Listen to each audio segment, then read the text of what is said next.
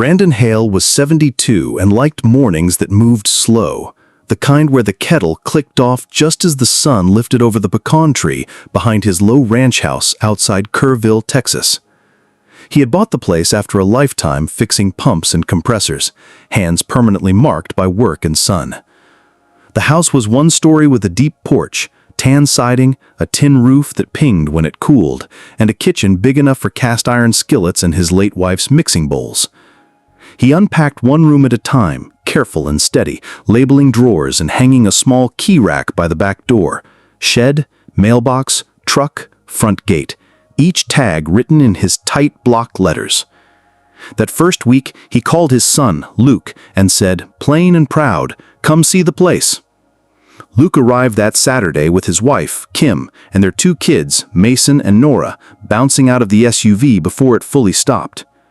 Brandon grilled burgers, poured sweet tea, and gave a tour that touched every corner: the office where he kept invoices and old photographs, the guest room with quilts his wife had stitched, the shed with the half-repaired rocking chair. Kim's smile stayed fixed, while her eyes moved like a measuring tape. "Too much space for one old man," she said, and laughed, like it was a kindness. "Plenty of room for grandkids," Brandon answered, keeping his voice easy. In the kitchen, she leaned close to the fridge and traced the edges of the new keypad on his back door with a fingernail. "What's your code, in case of emergency?" "I'll be here," he said, and slid the casserole into the oven.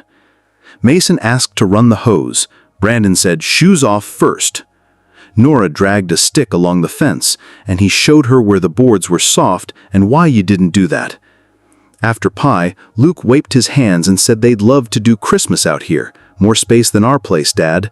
And Brandon said, "Sure," thinking of lights on the eaves and the smell of pine. When the tail lights turned to fireflies down the road and quiet settled, he walked the house, resetting chairs, stacking plates, checking locks. On the back step, he noticed the gate latch sitting wrong, open instead of in its hook. He was certain he'd clicked it earlier. He closed it, listened for the clean metal sound, and told himself wind did strange things in the hill country. The weeks between then and Christmas were simple. He oiled the hinges on the shed door, took his truck to town for feed and groceries, found a church with a potluck calendar, and kept the porch broomed. At dusk, he sometimes heard a soft handle test at the front door, the brief rattle that could be wind or someone unsure.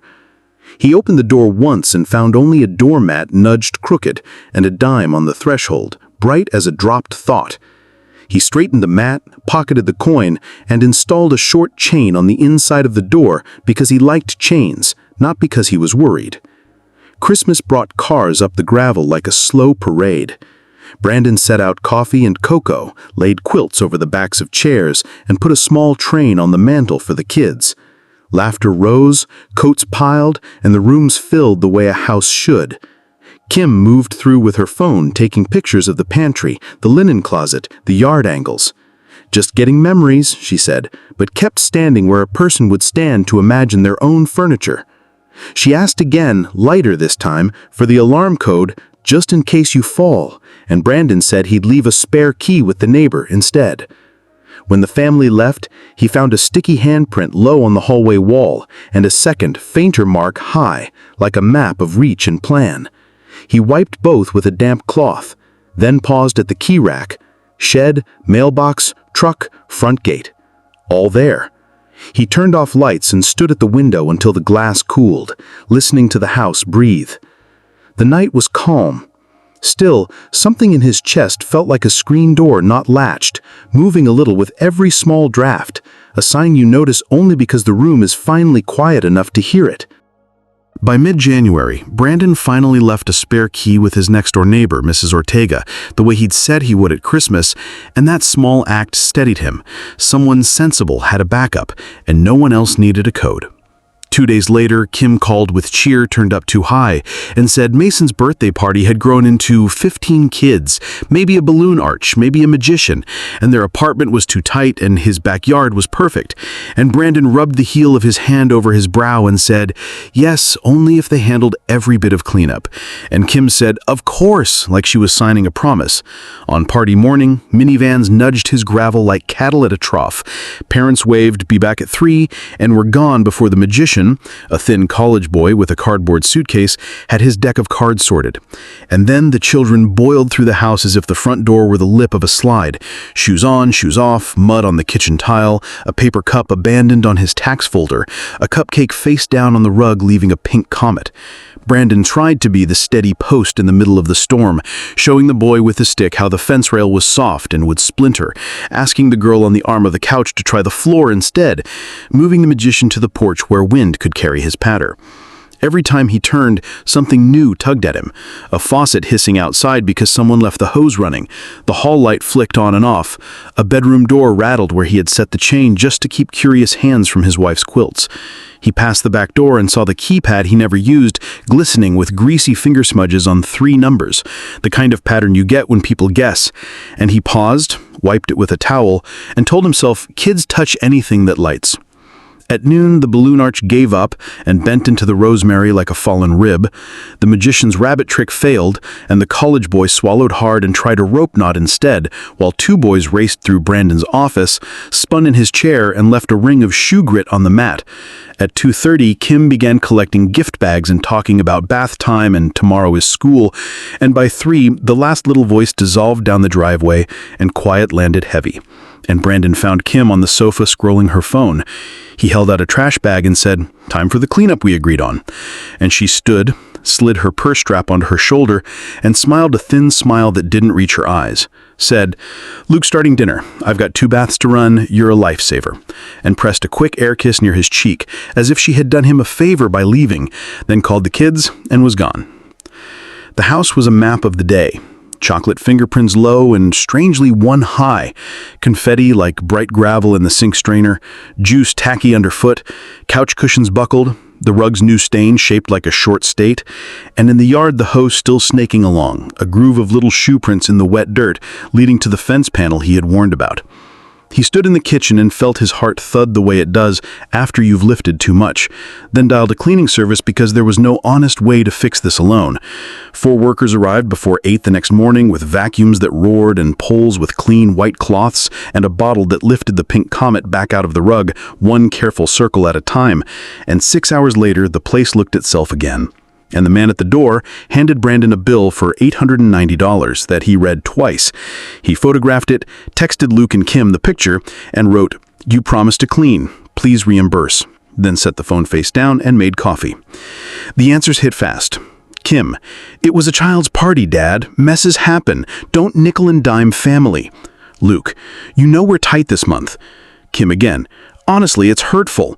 And Brandon typed, "You gave your word," and deleted it, and typed, "Please do your part," and deleted that too, and finally sent, "I expect you to make this right." And the thread went quiet for an hour before a last note blinked from Kim's sister, whom he had not invited. Wow, greedy. That evening, he walked the house the way he always did, hand on chairbacks, eyes on corners.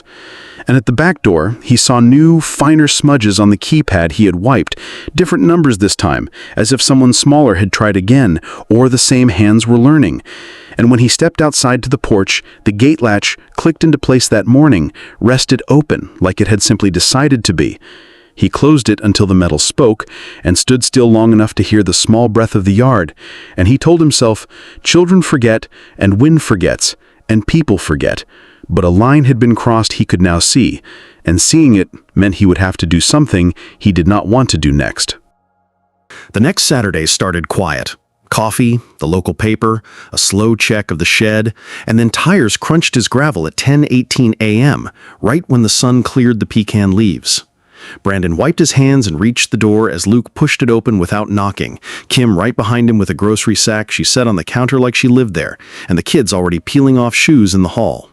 "We were in the area," Luke said, heading straight for the fridge, pulling out eggs, bacon, milk, then glancing at the skillet as if waiting for it to heat itself. Brandon said he had planned to work in the shed, but Kim smiled over the pantry door and asked if he had pancake mix and syrup, and by the time he answered, she had switched the thermostat up 3 degrees for the kids, and the television was on the cartoon channel, and the morning he had planned was gone.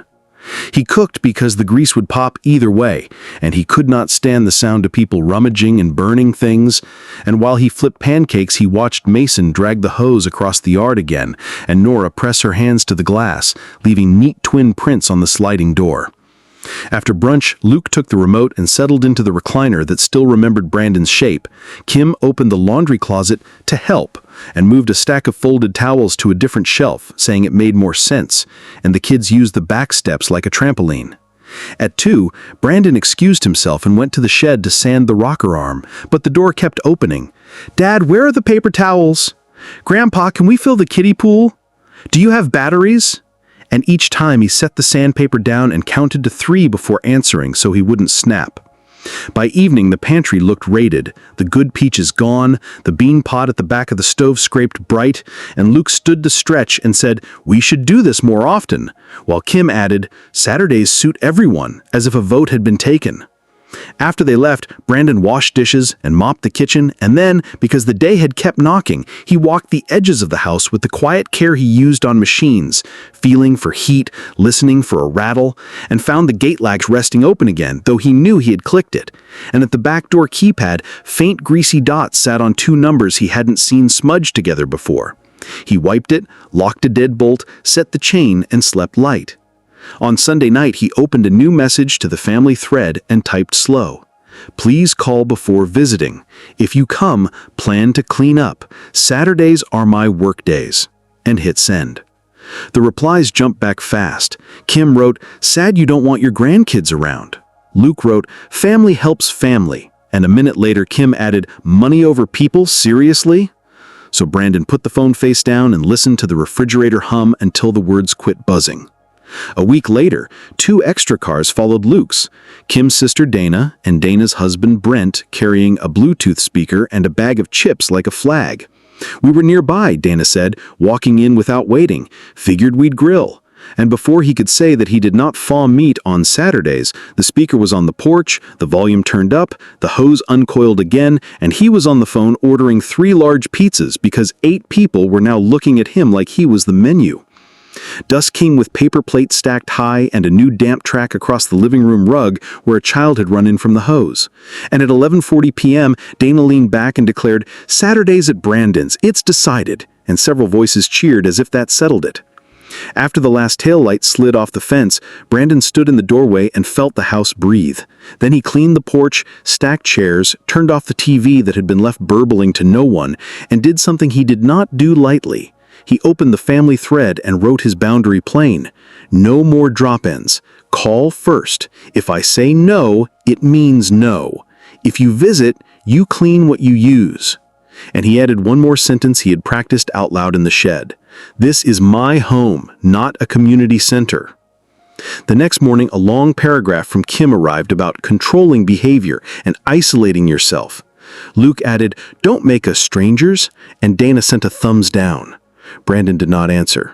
A day later, while taking trash to the curb, he noticed a small square of paper half tucked under the welcome mat, the kind you tear from a notebook, with 3 numbers written in a tilting hand and a smudge across them. He stood there for a full minute, the bag of trash warm in his grip, then slid the paper into his pocket, set the chain on the door at dusk, and told himself the next Saturday would be different because he would make it different. Even if that meant standing behind a closed door and letting people knock until they heard the word they did not want to hear.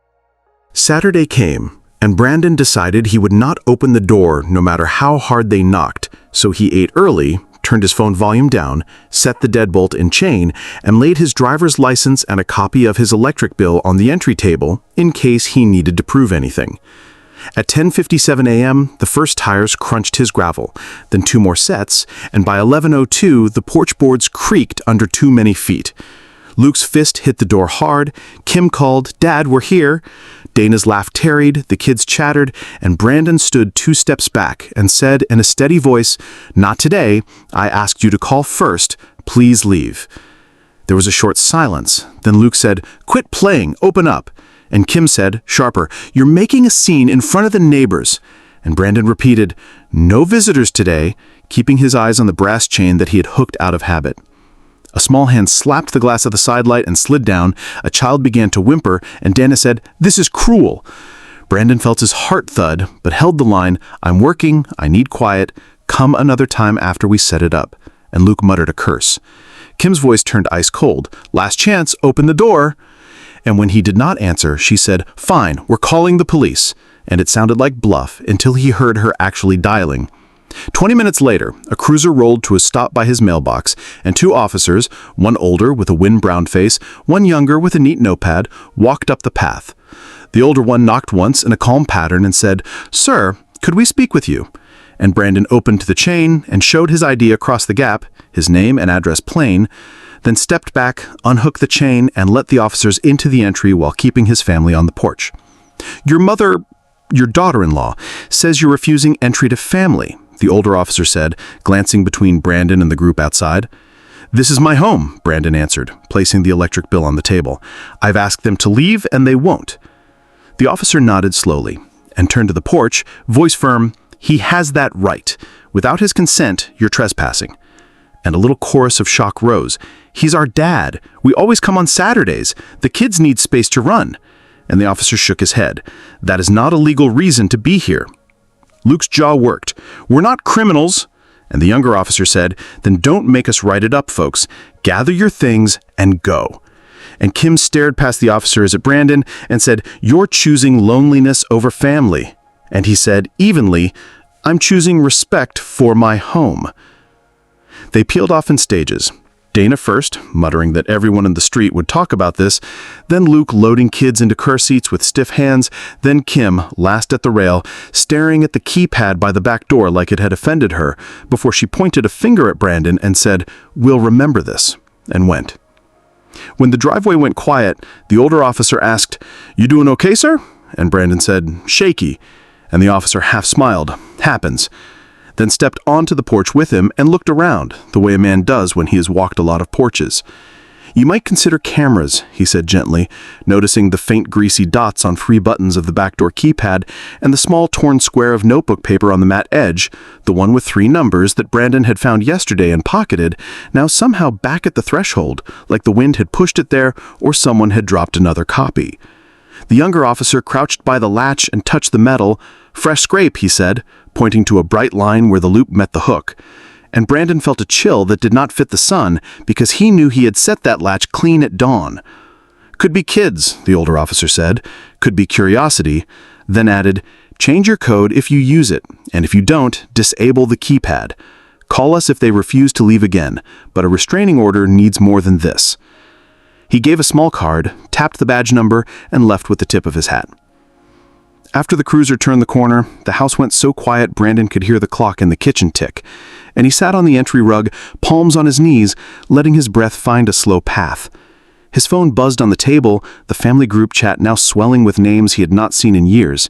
Cousins, an old uncle, a neighbor Kim knew, messages stacking fast. She called the cops on her own son. He's lost it. Greedy old man with a big house. And one line from Luke that stung in its plain shape. "You picked a lock over us." Brandon muted the thread and texted Mrs. Ortega instead, "Sorry for the commotion." And she wrote back right away, "I saw someone at your back gate last night around 9:30. Short person or hunched adult, hard to tell from my window. They touched the latch, then walked fast when our porch light came on. I thought it was your boy." Brandon thanked her, walked the fence, clicked the latch, wiped the smeared numbers off the keypad, opened the inside panel and slid the tiny switch that disabled code entry, then set the chain and stood in the center of his living room and looked at the key rack, shed, mailbox, truck, front gate, and said out loud to the empty room, "No more." Because he understood now that the knocking was not the only thing at his door, and whatever came next would have to honor the word. On Monday morning, Brandon gathered the police card, his property deed, a printout of the family text thread, and 3 phone photos, one of the greasy dots on the keypad, one of the bright scrape on the latch, and one of the little torn square with the 3 numbers, and drove into Kerrville to see a lawyer whose doorbell still had a brass push button.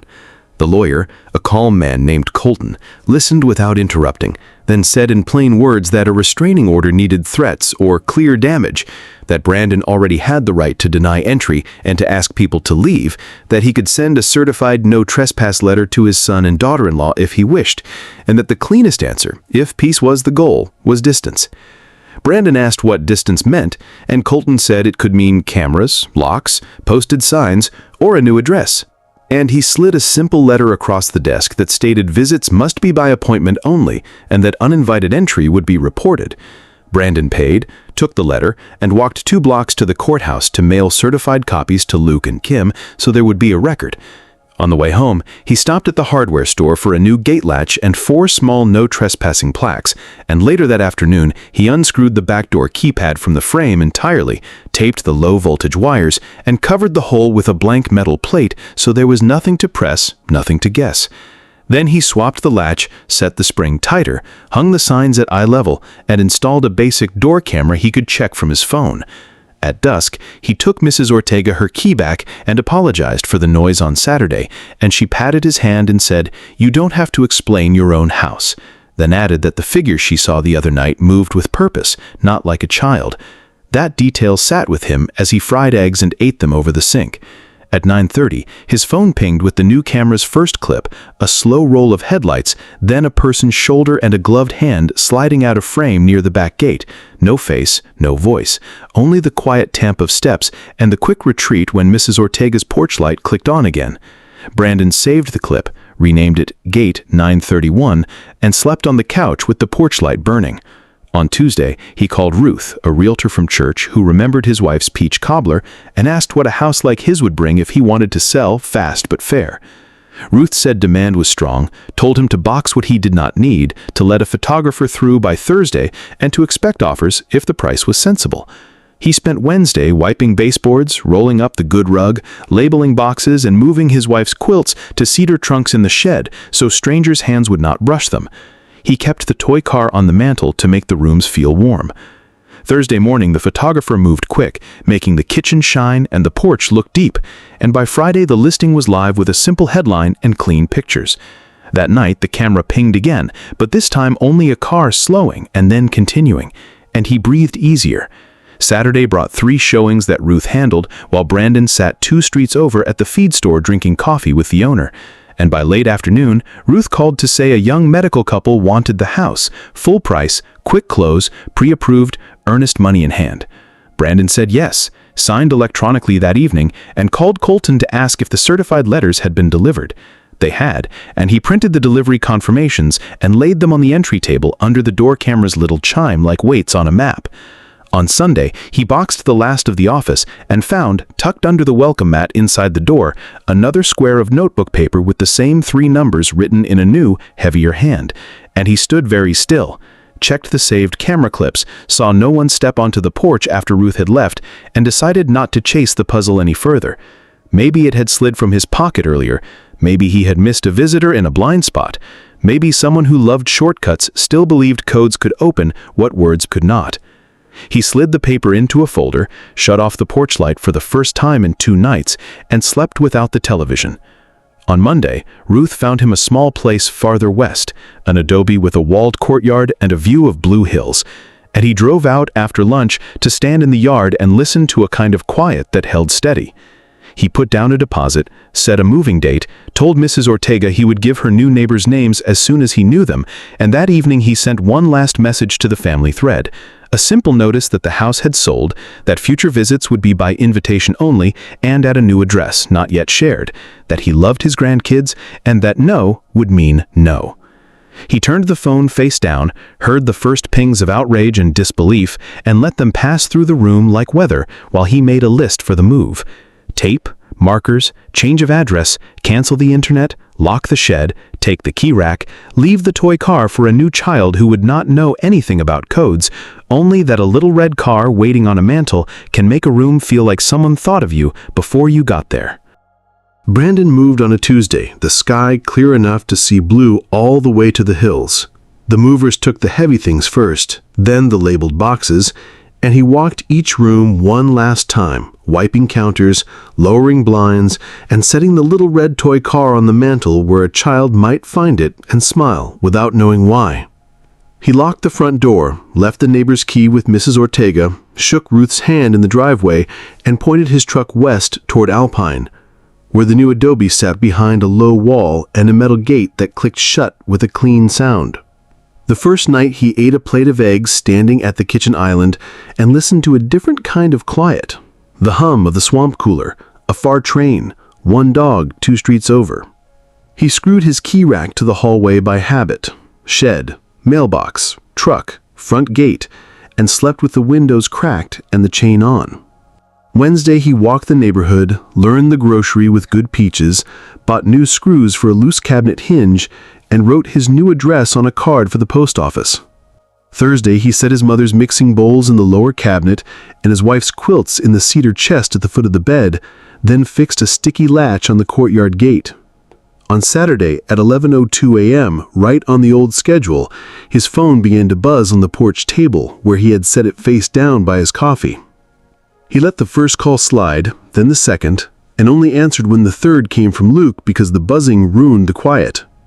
"Dad, why aren't you opening the door?" Luke said without hello.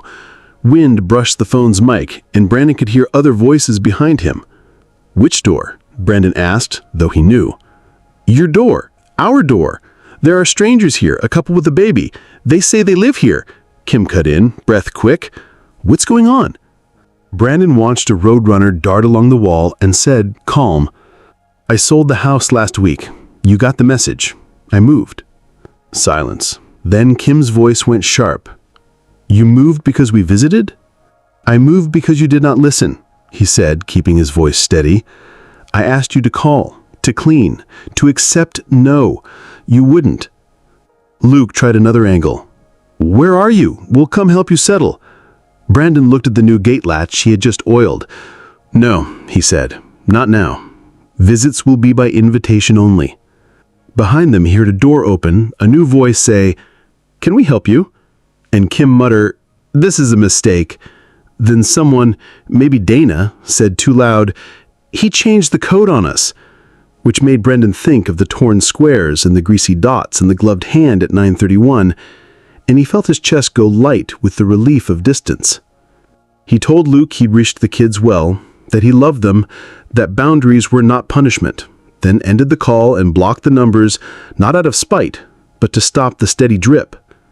The messages still found him through cousins and an old uncle in the group thread. "He's dramatic. He's sick. He'll be sorry." And he muted the thread and went to the hardware store for clay pots and basil and a small sign for the inside of his gate that no one but him would read. "Please knock. By appointment." The next week settled into a new pattern. Mornings with coffee in the courtyard, afternoons fixing small things like a squeak in the cabinet, a wobble in the kitchen chair. Evenings with the radio and a notebook where he listed what was done and what could wait. Sometimes he replayed the camera clip from the old place, the shoulder at the gate, the quick pull when the light flipped on, and he thought about how some folks believed a code could stand in place of permission. In April, a white envelope landed in his new mailbox with Luke's careful handwriting on it, forwarded twice, slow as a lesson. A short letter in plain words, a shaky apology, a promise to call first, a sentence that said the kids missed him and had drawn a picture of the pecan tree. Brandon read it at the table with his hands flat and his breathing even. He did not feel anger, only a weight that had been set down and could be picked up again when hands were clean. He wrote a reply on one page. "Thank you. I need more time. I will reach out when ready. Boundaries are not walls. They are doors with handles. Wait until I open it." He sealed it, stamped it, walked it to the box at the corner, and on the way back bought 2 paletas for himself and Mrs. Ortega's sister who was visiting. That evening the sun slid off the blue hills and the courtyard held its cool, and he sat in one chair and left the other empty. Not as a wound, but as a promise to himself that space kept open on purpose can be a way of loving too. He looked at his key rack, shed, mailbox, truck, front gate, and smiled at the quiet click each one made in turn. Small, honest sounds that meant the house was his, the door was his, and the next knock would happen when he said it could.